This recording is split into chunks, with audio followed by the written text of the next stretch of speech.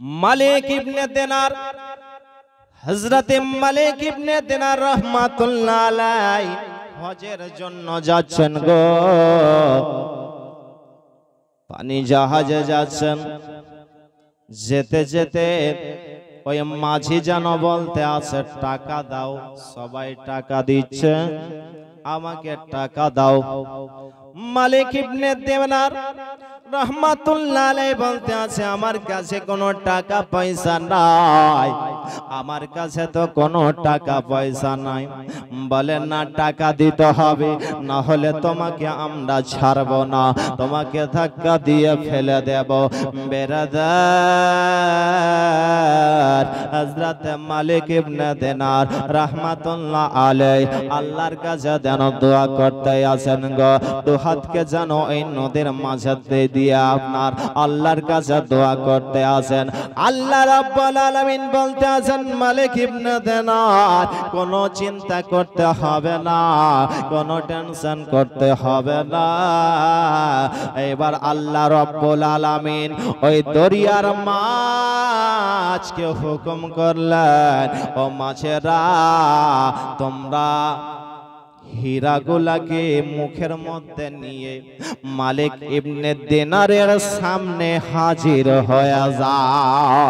যেমন আল্লাহ রাব্বুল আলামিন বলেছে, ও মাছ, তোমরা হীরামতি নিয়ে মুখে নিয়ে তোমরা মালিক ইবনে দিনারের সামনে হাজির হয়ে যাও। যেমন সামনে হাজির, মালিক ইবনে দিনার বলতে আছে, ও মাঝি, এই দেখো হীরামতি নিয়ে নাও। আর তুমি আমার টাকা চাইছিলে, টাকা লাগবে না, হীরামতি নিয়ে নাও। মাঝি বলতে আছে, হুজুর, আপনাকে আমরা চিনতে পারিনি, আপনার কাছে কোনো টাকা পয়সা নিব না। হুজুর, আমরা চিনতে পারিনি, বুঝতে পারিনি, ক্ষমা করবেন হুজুর। মালিক ইবনে দিনার রাহমাতুল্লাহ আলাইহি তিনি এবার হজে চলে গেলেন।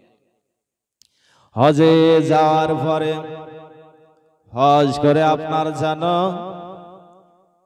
একটু আরাম করতে আসেন, ঘুমটাই এসেছে। বেরাদার, আল্লাহর কাছে দোয়া চাইছেন, আল্লাহ,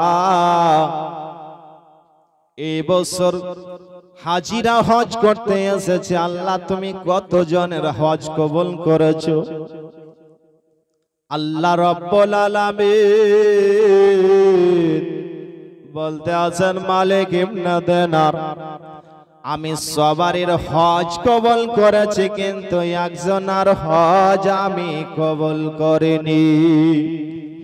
মালিক ইবনে দিনারের আর যেন ঘুম আসে না। আমারই কি হজ কবুল হলো না? মালিক ইবনে দিনার যেন আর ঘুম পারে না, চিন্তায় চিন্তিত হয়ে গেছে। আবার পরের দিন রাত্রে বেলায় যেন ঘুমিয়ে আসেন গো।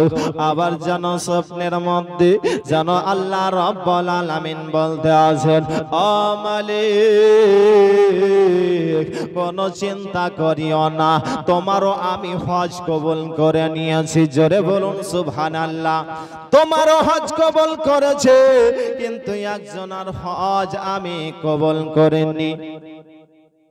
আল্লাহ কার হজ কবুল করনি? আল্লাহ বলতে আছে, মুহাম্মদ ইবনে হারুনের আমি হজ কবুল করিনি। মুহাম্মদ ইবনে হারুনের হজ কবুল করিনি। বেরাদার, মালিক ইবনে দিনার যেন আপনার সঙ্গী সাথীদেরকে যেন জিজ্ঞাসা করতে আসে, তোমরা কে চিনো গো? মুহাম্মদ ইবনে হারুনকে কি তোমরা চিনো? তার কি হজ কবুল হয়নি? সঙ্গে সাথীরা বলতে আছে, হুজুর গো, মালিক, আমরা সবাই যেন মুহাম্মদ ইবনে হারুনকে চিনি। হুজুর গো, 40 বছর ধরে যেন ইবাদত করতে আছে মাকামে ইব্রাহিমে, 40 বছর ধরে ইবাদত করতে আছে। মালিক যেন বলতে আছে, কি 40 বছর ধরে ইবাদত করতে আছে, তবুও তার কি হজ কবুল হলো না? কেন হজ কবুল হলো না? সঙ্গে সাথীদেরকে জিজ্ঞাসা করতে আছে যে মোহাম্মদ ইবনে হারুন কোন জায়গাতে থাকে জানো কি? বলে ওই দেখেন সামনে একটা গাছ দেখা যাচ্ছে, ওই গাছের নিচে যেন ইবাদত করতে আসে। মালিক ইবনে দিনার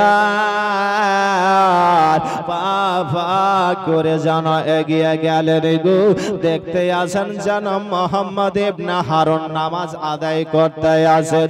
নামাজ শেষ হওয়ার পরে জিজ্ঞাসা করতে আছে তোমার নাম কি? মোহাম্মদ ইবনে হারুন। বলে আমার নাম মোহাম্মদ ইবনে হারুন। বলে আপনার নাম কি গো? বলে আমার নাম হচ্ছে মালিক ইবনে দিনার। বলে আমি শুনেছি আপনি পরহেজগার মুত্তাকি ব্যক্তি, আপনি আল্লাহওয়ালা ব্যক্তি। বেরাদার মালিক ইবনে দিনার জিজ্ঞাসা করতে আছে তোমার কি কেন হজ কবুল হয় না?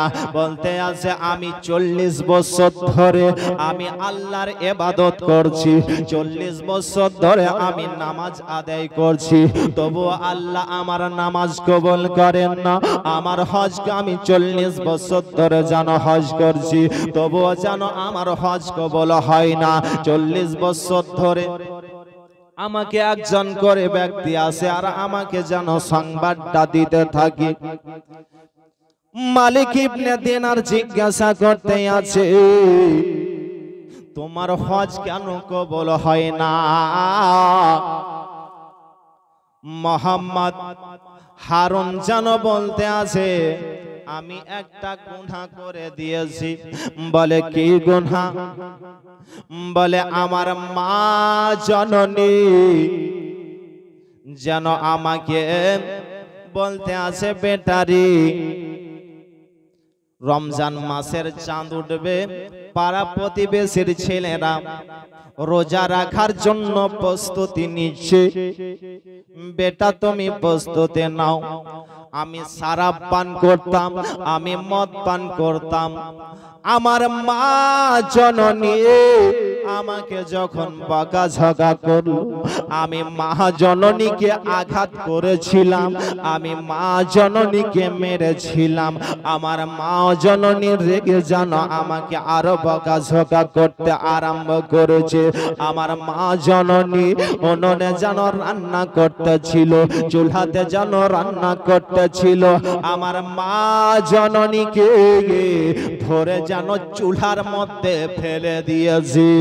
আমার মা জননী ওই চুলাতে পুড়ে যেন ইন্তেকাল হয়ে গেছে। এই জন্য আল্লাহ রব্বুল আলামিন আমার যেন হজ কবুল করে না। মালিক ইবনে দিনার বলে আল্লাহ কি তোমার এই গুনাহ ক্ষমা করবে? কখনোই করবে না। এত বড় তুমি গুনাহ করেছো বেরাদার। এবার জানো মালিক ইবনে দিনার তিনি যেন চলে আসলেন গো, ঘুমিয়ে আসেন রাত্রি বেলাতে। দয়ার নবী মায়ার নবী স্বপ্নের মাধ্যমে মালিক ইবনে দিনারকে বলতে আসে ও মালিক ইবনে দিনার তোমাকে কে বলেছে যে মোহাম্মদ ইবনে হারুনের তওবা কবুল করবে না? আল্লাহ যদি তওবা কবুল না করে তো কে করবে? কে বললে তোমাকে যে মোহাম্মদ হারুনের তওবা কবুল করবে না? যাও সংবাদ দিয়ে আসো তাকে যে আল্লাহ রাব্বুল আলামিন মোহাম্মদ ইবনে হারুনের তওবা কবুল করে নিয়েছে। আল্লাহর দরবার থেকে যদি ফিরে যায় আর কার দরবারে যাবে? ব্রাদার আল্লাহর কাছে যদি আপনি যতই গুনাহ করেন, আল্লাহর কাছে যদি কেঁদে কেঁদে আপনি দোয়া করেন, আল্লাহ দোয়া কবুল করবে। বিরাদার এখনো তওবার দরজা খোলা আছে। আল্লাহর কাছে তওবা করুন যে আল্লাহ আমি এই গুনাহতে লিপ্ত ছিলাম, আর জীবনে আমি এই গুনাহতে লিপ্ত থাকব না, আর আমি কোনোদিন এই শরাব পান করব না, আর আমি হিরোইন চারাস খাবো না, আর আমি জেনাতে লিপ্ত থাকব না। আল্লাহ আমি তোমার কাছে ক্ষমা চাইছি, আল্লাহ তুমি আমাকে ক্ষমা করো। আপনি কন্দন করে করে আল্লাহর কাছে ক্ষমা চাইবেন, আল্লাহ কবুল করবে। বিরাদার সময় আছে এখন, আল্লাহর কাছে তওবা করুন। আসুন একবার দরুদ শরীফ পাঠ করুন। আল্লাহুম্মা সাল্লি আলা মাওলানা ওয়া আলা আলি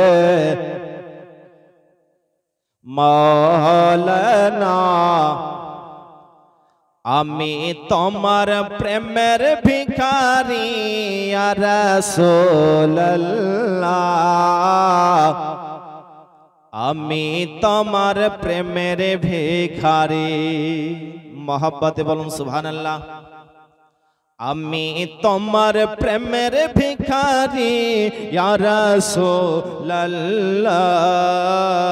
আমি তোমার প্রেমের ভিখারি ইয়া রাসূলুল্লাহ, ইয়া হাবিবাল্লাহ। আমি তোমার প্রেমের ভিখারি ইয়া রাসূলুল্লাহ, ইয়া হাবিবাল্লাহ।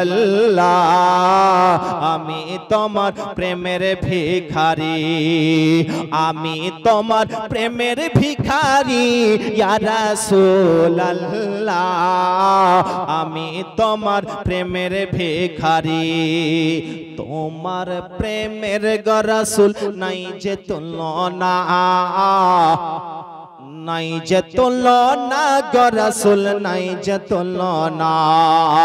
তোমার প্রেমের গো রাসূল নাই যে তুলনা, নাই যে তুলনা গো রাসূল নাই যে তুলনা। তোমার প্রেমে জিন্দা হলো, তোমার প্রেমে জিন্দা হলো উস্তুনে হান্নানা ইয়া রাসূলুল্লাহ। আমি তোমার প্রেমের ভিখারি ইয়া রাসূলুল্লাহ, ইয়া হাবিবাল্লাহ। আমি তোমার প্রেমের ভিখারি, আমি তোমার প্রেমের ভিখারি ইয়া রাসূলুল্লাহ, আমি তোমার প্রেমের ভিখারি। তোমার প্রেমেতে আমার কলিজা আঙ্গার, কলিজা আঙ্গার গো রাসূল কলিজা আঙ্গার। তোমার প্রেমেতে আমার কলিজা আঙ্গার, কলিজা আঙ্গার গো রাসূল কলিজা আঙ্গার। দেখা দিয়ে শান্ত করো, দেখা দিয়ে শান্ত করো শাকিয়ে কাউসার ইয়া রাসূলুল্লাহ। আমি তোমার প্রেমের ভিখারি ইয়া রাসূলুল্লাহ, ইয়া হাবিবাল্লাহ। আমি তোমার প্রেমের ভিখারি ইয়া রাসূলুল্লাহ, ইয়া হাবিবাল্লাহ। আমি তোমার প্রেমের ভিখারি। হেজাব ওঠাও দিদার দেখাও শান্ত করো আমারে, শান্ত করো মোরে রাসূল শান্ত করো মোরে। হেজাব ওঠাও দিদার দেখাও শান্ত করো মোরে, শান্ত করো মোরে রাসূল শান্ত করো মোরে। তোমার দিদার বিহানে পরাণ যে বাঁচে না ইয়া রাসূলুল্লাহ। আমি তোমার প্রেমের ভিখারি ইয়া রাসূলুল্লাহ, ইয়া হাবিবাল্লাহ আমি তোমার প্রেমের ভিখারি আমি তোমার প্রেমের ভিখারি ইয়া রাসূলুল্লাহ আমি তোমার প্রেমের ভিখারি ইয়া রাসূলুল্লাহ ইয়া হাবিবাল্লাহ আমি তোমার প্রেমের ভিখারি আল্লাহুম্মা সাল্লি আলা মাওলানা মুহাম্মাদ ওয়া আলা আলি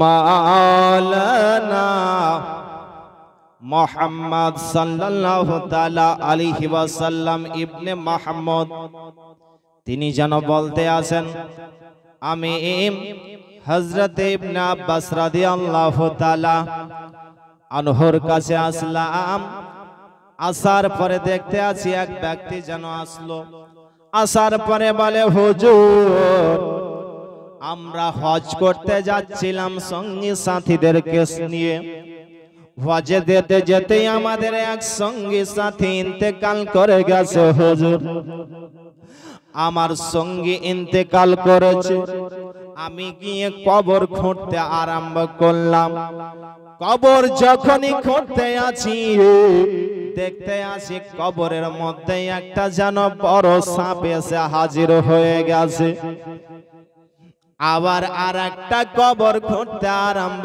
করলাম ওই কবরের মধ্যেও যেন সাপ এসে হাজির হয়ে গেছে হুজুর তৃতীয় কবর খুঁড়লাম তৃতীয় কবরের মধ্যেও দেখতে পাওয়া যাচ্ছে আরেকটা সাপ এসে হাজির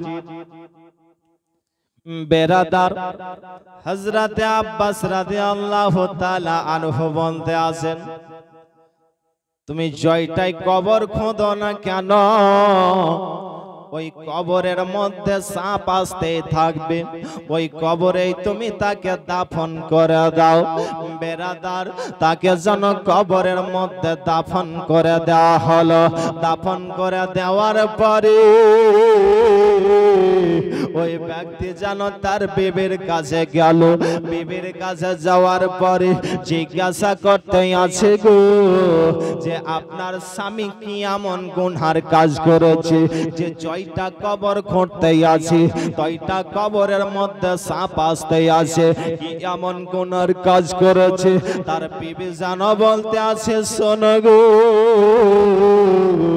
আমার স্বামী আটার ব্যবসা করত আটার ব্যবসা করত আটা বিক্রি করত ওই আটার সঙ্গে কাঠের গুঁড়ো মিক্স করে দিত এই কাঠের গুঁড়ো মিক্স করে দেওয়ার কারণে আমার স্বামীর কবরে সাপ আসতে আছে কাঠের গুঁড়ো মিক্স করে দিত ভালো জিনিসে আপনার ভেজাল তৈরি করত যে মূল্যটা বেশি পাওয়া যাবে ওজনে বেশি হবে বেরাদার এই ডুপ্লিকেট ব্যবসা কেউ করিয়েন না না হলে আপনাকে কবরের আযাবে আপনাকে ভুগতে হবে ব্রাদার মিল্লাতে ইসলামিয়া হযরত ওমর ফারুক রাদিয়াল্লাহু তাআলা আনহু তিনি যখন খলিফাতুল মসনদে বসেছিলেন সঙ্গে সাথীদেরকে নিয়ে যেন রাত্রি বেলায় আপনার পাহারা দিয়ে বেড়াতেন রাত্রি বেলায় পাহারা দিয়ে বেড়াচ্ছেন ইতিমধ্যে একটা বাড়িতে যেন বেটিতে আর মা আর বেটিতে যেন ঝগড়া লেগেছে বেটি বলে মা গো দুধের মধ্যে পানি মিক্স করিও না মা বলতে আছে বেটি রে 2 কিলো দুধের মধ্যে যদি আধা কিলো পানি যদি মিক্স করে মূল্যটা বেশি পাওয়া যাবে বেটি বলে মা গো আসলটা নকলে পরিণত হবে মা বলে বেটি রে জোরে জোরে কথা বলিস না যদি ওমরে ফারুক শুনেন নাই তাহলে পর বিচার করে দেবে। ও বেটি রে, আমার সঙ্গে জোরে জোরে কথা বলিস না। ওইদিকে ওমরে ফারুক সঙ্গে সাথীদেরকে নিয়ে আপনার যেন পহরা দিতেছিলেন, আওয়াজটা কানে এসেছে এই বাড়িতে যেন ঝগড়া ঝাঁটি হচ্ছে। সকাল বেলায় ভক্তদেরকে বললেন অমুক বাড়িতে চলে যাও আর তার বাবাকে আর তার মাকে আমার কাছে নিয়ে আসো। সকাল বেলায় যখন ওই মহিলাটার বাড়ি গিয়েছে, বলে তোমাকে আর তোমার স্বামীকে বাদশা ওমরে ফারুক ডেকেছে, চলো গো চলো। মহাজননীর দিলটা কাঁপতে আরম্ভ করেছে, বলে বেটি রে, যেটা ভয় করছিলাম সেটাই হয়ে গেল। ও বেটি রে, এবার যদি ওমরে ফারুকের দরবারে চলে যাই, বড় আমাদের বিচার করে দেবে। বেটি রে, তোকে আর আমি বাড়িতে রাখবো না। বেটি বলে মা গো, ডেকেছে তখন চাও তোমার উপকার হবে। মা বলতে আছে বেটি রে কি উপকার হবে? বেটি বলে মা গো, কমসে কম দুধে পানি দেওয়াটা তোমার বন্ধ হবে। যাও মা, মা জননী যেন বাদশা ওমরে ফারুকের দরবারে গিয়ে বলতে আছে হুজুর গো, আর কোনদিন আমি দুধে পানি মিক্স করব না, দুধে আর কোনদিন আমি পানি দেব না। ওমরে ফারুক রাদিয়াল্লাহু তাআলা আনহু বলতে আছেন, তুমি দুধে পানি দাও চাহে না দাও, তোমার মেয়েটা আমার পছন্দ হয়েছে, আমার ছেলের সঙ্গে আমি বিবাহ দেব। তোমার মেয়েটা আমার পছন্দ হয়েছে, আমার ছেলের সঙ্গে তোমার মেয়ের বিবাহ দেব। বেরাদারি মিল্লাতে ইসলামিয়া বলে হুজুর লজ্জায় ফেলিয়েন না, আর কোনদিন দুধে পানি মিক্স করব না। জোরে বলুন সুবহানাল্লাহ। বেরাদার, দেখবেন বাড়িতে যদি বেটি ভালো থাকে তো মা একটু অন্যরকম হয়, মা যদি ভালো থাকে বেটি অন্যরকম হয়। বেরাদার বাবজি ভাইরা, দুধে পানি মিক্স করিয়েন না, আসলটাই বিক্রি করবেন, আপনার ওই জিনিসে বরকত রয়েছে।